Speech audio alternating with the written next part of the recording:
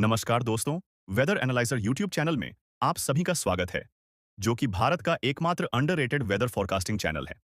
आज के इस वीडियो में हम अगले कई दिनों के दौरान वेदर मैप सिमुलेशन द्वारा देश भर में मौसम के मिजाज के बारे में और कहां किस प्रकार के बारिश का दौर चलेगा, उन पर चर्चा करेंगे। तो चलिए शुरू करते हैं।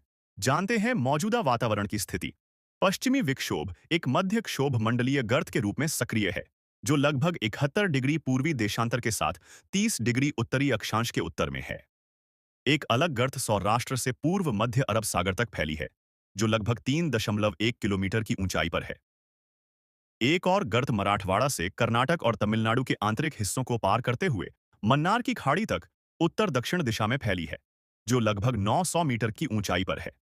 पूर्वोत्तर असम के ऊपर एक ऊपरी स्तर का चक्रवाती संचलन बना हुआ है, जो लगभग 4.5 किलोमीटर की ऊंचाई तक है, और इसके साथ एक निचले स्तर की गर्त उत्तर पूर्व बांग्लादेश से झारखंड तक दक्षिण पूर्व दिशा में फैली है। इस बीच दक्षिण पश्चिम मानसून आगे बढ़ने के लिए तैयार है। भारतीय मौसम विभाग का विश्लेषण बताता है कि मानसून कल यानी 13 मई तक दक्षिण अंडमान सागर, दक्षिण पूर्व बंगाल की खाड़ी के कुछ हिस्सों और निकोबार द्वीपों तक पहुंच जाएगा। इसके बाद यह धीरे धीरे अरब सागर, मालदीव, कोमोरिन क्षेत्र और मध्य बंगाल की खाड़ी में अगले कुछ दिनों में आगे बढ़ेगा। तापमान के रुझान और पूर्वानुमान। हाल ही में पूर्वी भारत में अधिकतम तापमान बहुत अधिक रहा है। उदाहरण के लिए गंगीय पश्चिम बंगाल, ओडिशा और विदर्भ के कई क्षेत्रों में 10 और 11 मई को 39 से 43 डिग्री सेल्सियस तापमान दर्ज किया गया, जिसमें पश्चिम बंगाल के कलाईकुंडा में देश का सर्वाधिक 43.2 डिग्री सेल्सियस तापमान रहा। उत्तर पूर्व भारत के कुछ हिस्सों जैसे अरुणाचल प्रदेश, असम और मेघालय, उप हिमालयी पश्चिम बंगाल में असामान्य रूप से गर्म स्थिति बनी रही, जहां तापमान सामान्य से 5 डिग्री सेल्सियस से अधिक था। इसके विपरीत उत्तर पश्चिम भारत में पंजाब, हरियाणा, राजस्थान, गुजरात में कुछ स्थानों पर तापमान सामान्य से 3 से 5 डिग्री सेल्सियस कम था। आईएमडी के पूर्वानुमान के अनुसार मई के मध्य में देश के अधिकांश हिस्सों में अधिकतम तापमान बढ़ेगा। पूर्वी और मध्य भारत में अधिकतम तापमान अगले 3 से 5 दिनों में लगभग 3 से 4 डिग्री सेल्सियस बढ़ेगा, और उत्तर पश्चिम भारत में 7 दिनों में लगभग 3 से 5 डिग्री सेल्सियस बढ़ेगा। पश्चिमी भारत में भी पहले दिन के बाद तापमान कुछ डिग्री बढ़ेगा। 15 से 21 मई के लिए पश्चिमी हिमालय, आसपास के उत्तर पश्चिम भारत और उत्तर पूर्व भारत में तापमान सामान्य से 1 से 3 डिग्री सेल्सियस अधिक रहने की उम्मीद है, जबकि अन्य अधिकांश क्षेत्रों में सामान्य के करीब या उससे कम रहेगा। मई के मध्य से अंत तक उत्तर पश्चिम के मैदानी इलाकों जैसे पंजाब, हरियाणा, दिल्ली, पश्चिम राजस्थान में अलग-अलग स्थानों पर लू चलने की कम से मध्यम संभावना है। ओडिशा, गंगीय पश्चिम बंगाल, बिहार और झारखंड में कुछ दिनों में लू चलने की कम संभावना है। अगले 15 दिनों तक का मौसमी हालचाल। 12 मई को उत्तर पश्चिम भारत में कुछ स्थानों पर बारिश या गरज के साथ बौछारें होंगी, जैसे जम्मू कश्मीर, राजस्थान और उत्तराखंड के पहाड़ी जिलों में। मध्य भारत के कुछ हिस्सों में जैसे मध्य प्रदेश, छत्तीसगढ़ और पूर्वी भारत में जैसे पश्चिम बंगाल, ओडिशा में इधर-उधर थोड़ा बारिश हो सकता है, लेकिन यह बारिश बढ़ती गर्मी से राहत नहीं दे पाएगी। उप हिमालयी पश्चिम बंगाल और सिक्किम में कुछ स्थानों पर भारी से बहुत भारी बारिश होगी, और निकोबार द्वीप समूह में भी भारी बारिश होगी। 13 मई को पूर्वोत्तर में भारी से बहुत भारी बारिश जारी रहेगी। असम मेघालय में कुछ स्थानों पर अत्यधिक भारी बारिश होगी, और अरुणाचल प्रदेश में बहुत भारी बारिश होगी। नागालैंड, मणिपुर, मिजोरम, त्रिपुरा, अंडमान और निकोबार, सिक्किम और दक्षिण आंतरिक कर्नाटक और तमिलनाडु के कुछ हिस्सों में मध्यम से भारी बारिश होगी।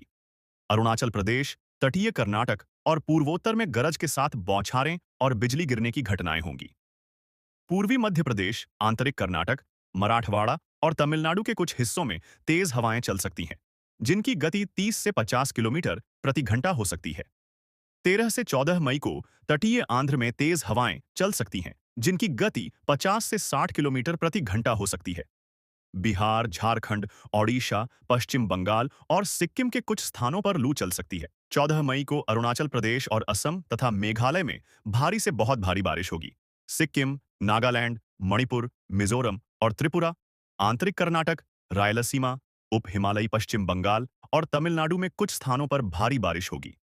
अरुणाचल, तटीय कर्नाटक, असम तथा मेघालय और केरल तथा माहे के कुछ हिस्सों में गरज के साथ बारिश होगी। अंडमान और निकोबार द्वीप समूह, तटीय आंध्र प्रदेश, तमिलनाडु, आंतरिक कर्नाटक और केरल तथा माहे में 30 से 50 किलोमीटर प्रति घंटे की तेज हवाएं चलेंगी।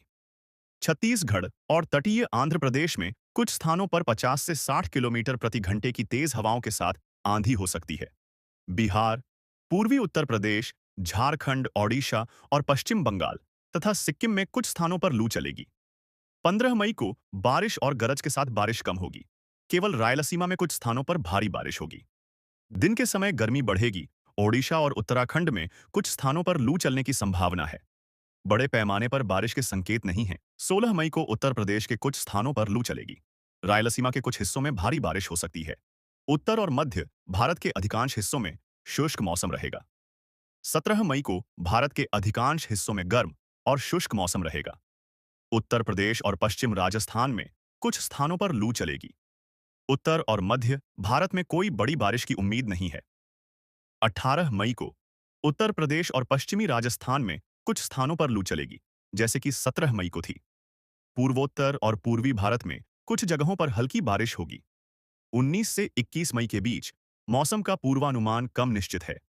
भारतीय मौसम विभाग के अनुसार पूर्वोत्तर भारत में बहुत बारिश होगी और दक्षिण भारत के कुछ हिस्सों में, जैसे केरल, अंडमान निकोबार, कर्नाटक और आंध्र के अंदरूनी हिस्से और तमिलनाडु में थोड़ी बारिश होगी।